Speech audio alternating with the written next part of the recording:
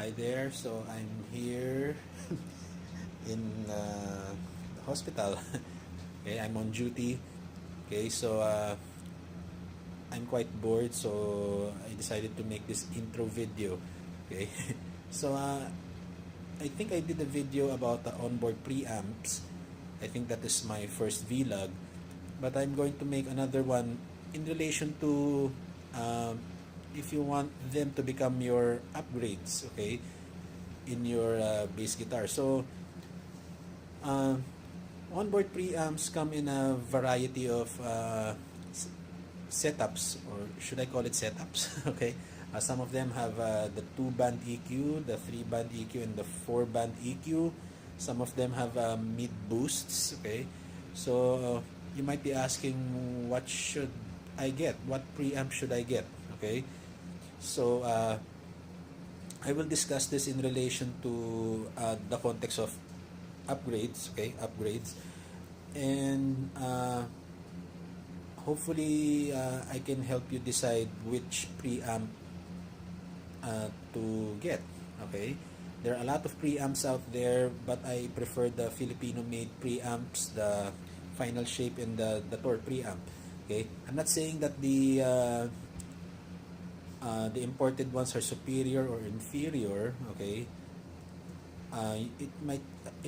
this video might just help you decide on what to get. Okay, so hope you enjoy.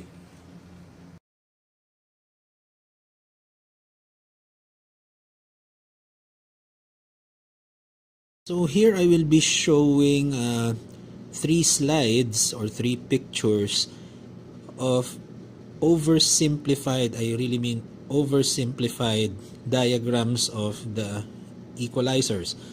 Okay, so this is just the way I understand the frequencies. Okay, so sound engineers who might be uh, watching this video, so please bear with me. So this is just a very simple diagram. Okay, so in this picture you can see the normal the usual flat setting. So the brown curve, or the brown mound, the brown mound. Okay, so the brown one is the bass, the red is the mid-range, and then the green is the treble. Okay, so as you can see, if you boost the bass here in the picture in the middle, you will have a natural boost in the low mids. Okay, so as indicated in the arrow. And in the third picture, if you boost the treble, the green one, you will have a natural high mid boost. Okay, so if you do a mid-range boost, you will have a natural bass boost and a natural treble boost. Okay, so you have to understand that. So this is 3-band EQ. So the bass frequencies and the treble frequencies have a natural mid boost and a mid cut. Okay, so you have to take note of that if you are actually using a preamp which is a that has a 3-band EQ. Okay, so if you have a 4-band EQ like this one, things will be a little complicated. Okay, so the same applies if you have boost the bass on the leftmost. Mostly you will boost the low mids. Okay, just like in the 3-band EQ. However, here if you boost the low mids, you will have a natural bass boost. Okay, as the diagram shows. And on the last picture, if you increase the high mids, you will have a natural treble boost.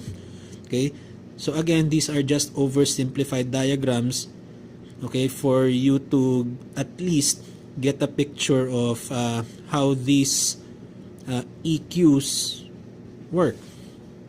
Okay, so how will these preamps help you? Okay, so in the case of a preamp with a 4-band EQ, okay, these are useful if you are in venues that actually gives a natural bass sound. Okay, I think I mentioned this in one of my past videos. Some venues will give a natural bass sound, so you don't really want to mess around with the bass too much. So you might want to lower it, but you might ask, will that reduce the bottom end? Yes. Okay, so to regain that bottom end, the solution is the low mids, okay? Because as I have shown you, the low mids will have a natural bass boost, okay? So that's one excuse me, so that's how one way of adjusting your sound. Okay, so that's very helpful. Okay, uh, if well, it really depends on what music you're playing. Okay, so you just use these knobs to fine tune your sound. Okay, so as for the preamps with the 3-band EQ, I usually use them to actually make my sound more thunderous. Okay, so to make it more even. Okay, so even if the bass already sounds muddy, I can still hear the mids. Okay, but you can also do that in the 4-band EQ, but it's a little harder to control. Okay, so well, that's the use of the preamps in my case. Okay, so again, like what I've said in another video, that your upgrades will depend on how well you know the bass. Okay, so why is the 4-band EQ preamp in my 5-string bass? Okay, because my 5-string bass is actually a mid-range sound, has a mid-range sound. Okay, and it has this B string that is really hard to, it's hard to control. Okay, it's hard to control. So for me to control it easier, I need a 4-band EQ. I need control to the other frequencies. Okay, so that well, it just makes it easier to control with for the 5 strings. So if you have a 5-string bass, well, I recommend the 4-band EQ. Okay, but if you can control the B string using the 3-band EQ, then that's fine. Okay, I mean, that is just my personal preference.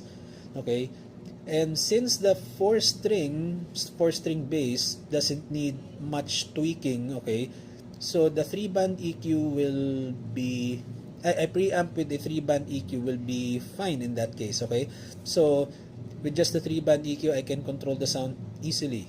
Okay, because that bass, that white one that I will show later in this video, has an even sound. Okay, has an even sound, unlike the Squire, which has a mid-range sound. I mean, the bass is naturally the bass frequency of that bass is a little thin, so you need to boost the bass a little bit using the preamp. Okay, so these preamps are actually tailor fitted for my basses. So maybe if your bass actually has a balanced sound already, so you might just want to use a 2-band EQ preamp.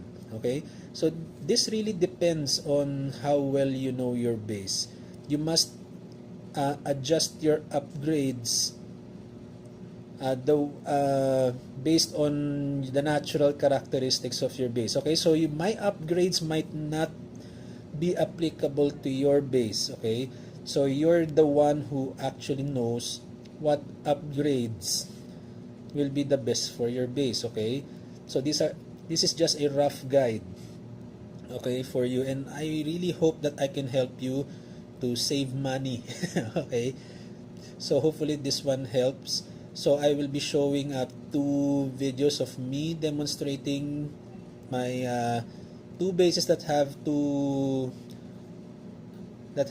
preamps in them. Okay, so the white one has the 3-band EQ, and the Squire, the one that has the natural finish, has the 4-band EQ. Okay, so hopefully it can help you, and again, good day.